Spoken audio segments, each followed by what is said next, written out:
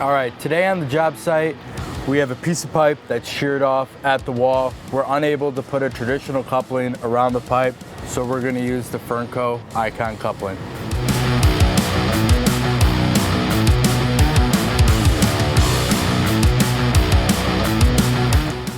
All right, first step, we're gonna measure the inside of the pipe and we're gonna clean the inside of the pipe before install. Just make sure that any loose debris is knocked off and the Icon can be inserted properly. Next, we're gonna lubricate the Icon coupling and the inside of our pipe.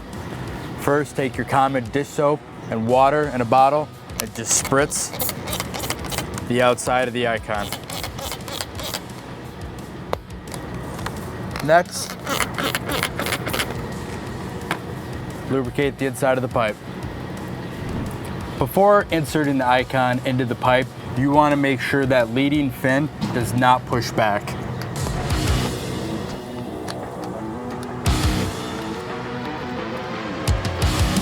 Once you've fully inserted the Icon into the pipe, you want to make sure that the bridge is touching the hose pipe. All right, lastly, we're going to lubricate the second gasket of the Icon.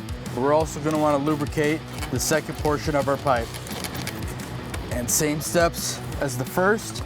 Make sure the leading gasket is pushed back and then just push to install.